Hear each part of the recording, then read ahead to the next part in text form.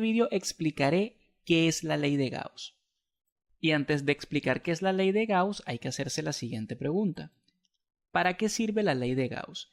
La ley de Gauss tiene su máxima utilidad para calcular el campo eléctrico en situaciones donde la distribución de carga tiene simetría esférica, cilíndrica o está distribuida uniformemente en un plano o en una placa infinita.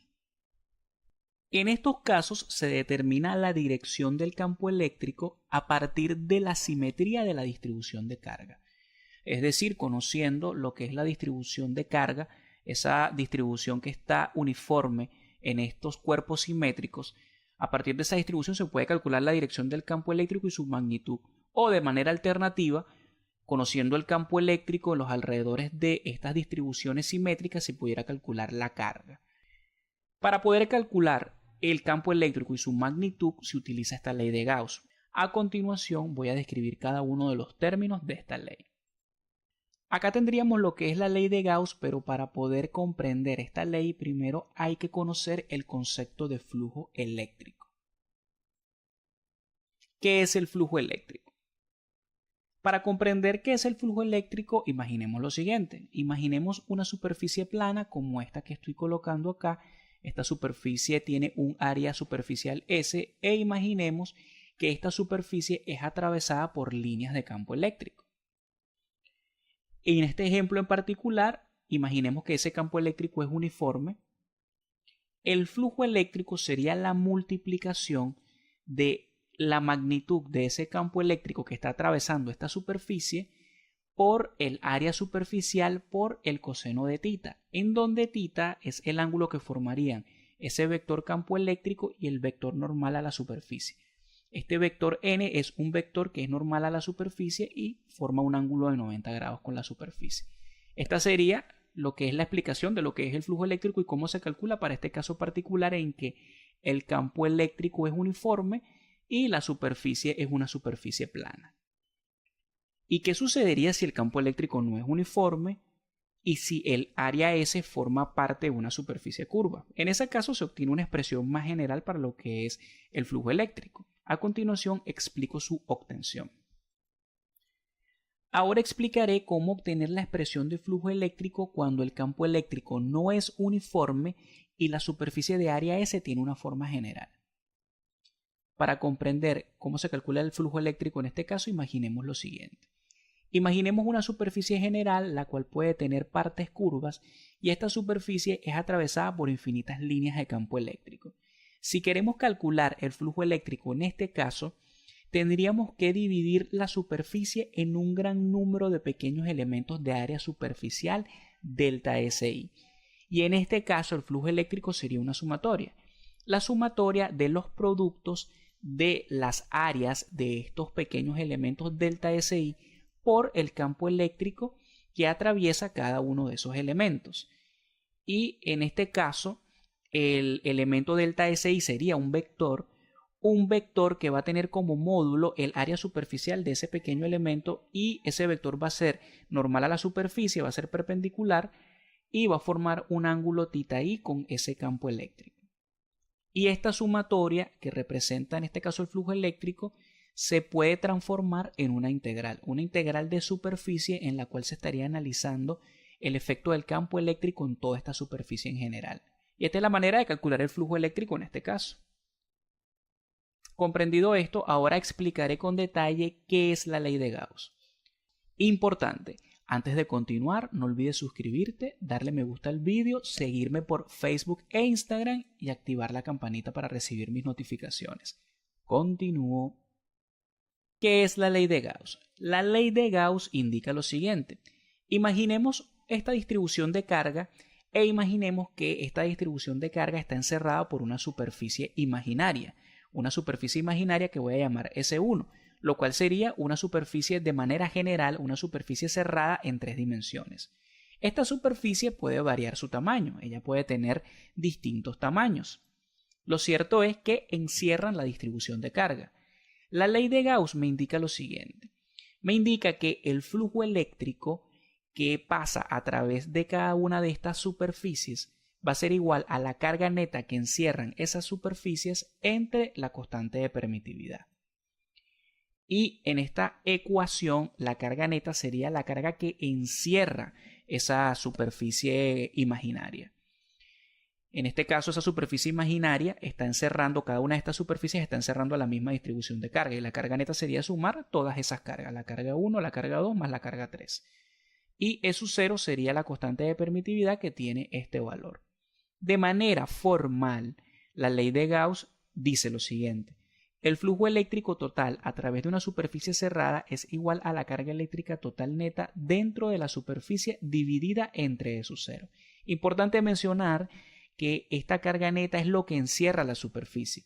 Si, por ejemplo, esta carga Q1 estaría fuera de todas esas superficies, entonces la carga encerrada en ese caso sería la suma de la carga 2 y la carga 3. Ahora voy a explicar características importantes de lo que es la ley de Gauss para poder aplicarla correctamente. Características de la ley de Gauss. Las superficies que encierran a la carga neta y son atravesadas por las líneas de campo eléctrico se les llama superficies gaussianas. Importante, la superficie gaussiana es una superficie imaginaria, no tiene que coincidir necesariamente con la distribución de carga. Para comprender esta característica imaginemos lo siguiente. Acá tenemos una distribución de carga esférica e imaginemos que vamos a calcular el campo eléctrico en los alrededores de esta distribución de carga. Para ese caso, la superficie gaussiana entonces tendría que ser una superficie que está por fuera del contorno de esa distribución de carga. Esta superficie gaussiana también pudiera coincidir con el contorno de la distribución, pero no es obligatorio. Inclusive esta superficie gaussiana pudiera estar interna en la distribución de carga. La ley de Gauss es útil cuando se demuestra que por simetría el valor del campo eléctrico es constante sobre la superficie gaussiana.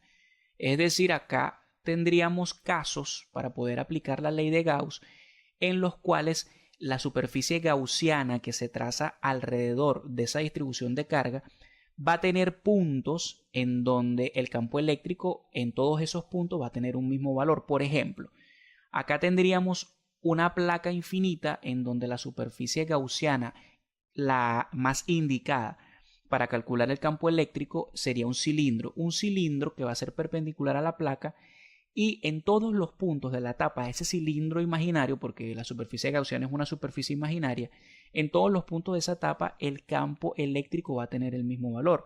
Lo mismo ocurre acá con esta distribución de carga esférica, en donde la superficie gaussiana, en este caso, la más conveniente sería una superficie esférica que va a tener el mismo centro que la distribución de carga y en todos los puntos de esta superficie gaussiana, por simetría, el campo eléctrico va a tener un mismo valor.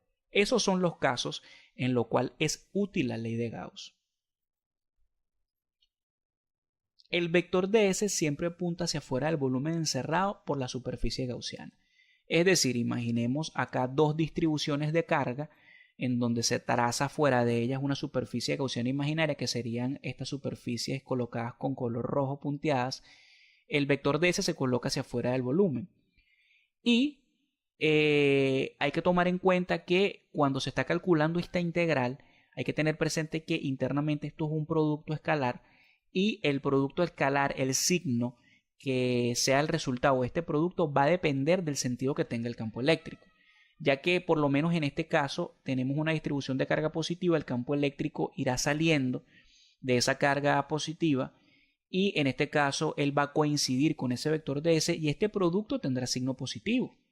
Mientras que en este caso que tenemos una distribución de carga negativa, el campo eléctrico iría hacia adentro de la carga negativa y en este caso, por ejemplo, por mencionar un ejemplo, porque estos son ejemplos con distribuciones de carga esférica.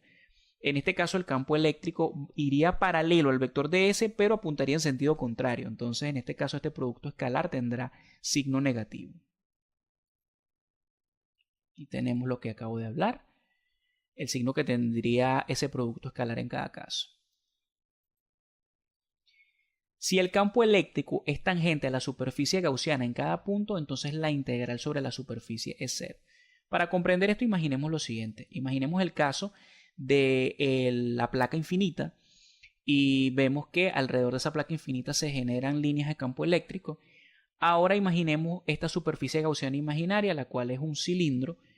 Observamos que en ese contorno de esa superficie gaussiana, acá por la parte lateral del cilindro, el campo eléctrico coincide con ese contorno totalmente paralelo. En ese caso, la integral que se desarrolla acá en este contorno será 0, mientras que la integral acá en esta etapa vemos que el vector E forma un ángulo de 90 grados con lo que sería la superficie gaussiana y en este caso la integral no sería 0. Y ahora voy a mencionar la última característica de la ley de Gauss. La ley de Gauss también se puede utilizar en distribuciones de carga no uniformes. En estos casos, la densidad de carga del cuerpo en estudio varía según alguna coordenada espacial. Y para calcular el campo eléctrico, primero se debe calcular la carga encerrada por la superficie gaussiana. Esta característica habla del siguiente caso en particular. Imaginemos que tenemos una esfera cargada, pero la densidad de carga en todo su volumen no es constante, es decir, es una distribución de carga no uniforme. En este caso, si queremos calcular el campo eléctrico utilizando la ley de Gauss, y supongamos que quisiéramos calcular el campo eléctrico fuera de esa esfera o dentro de esa esfera, para poder calcular la carga neta encerrada por esta superficie gaussiana, tendríamos que desarrollar estas integrales, en donde dq sería la carga que al final al desarrollar esta integral se tendría la carga que encierra esa superficie gaussiana, y esto sería igual a la integral de la densidad de carga volumétrica por diferencial de volumen. Esta densidad de carga volumétrica, por mencionar un ejemplo, va a ser una densidad de carga que va a depender, en este caso, en este ejemplo que estoy colocando, va a depender del radio de la esfera. En este caso, y acá C sería una constante, por mencionar algún ejemplo, ya que esta densidad de carga puede tener diversas expresiones. Y esto sería todo. Esto sería el video. Espero les haya gustado. Hasta luego.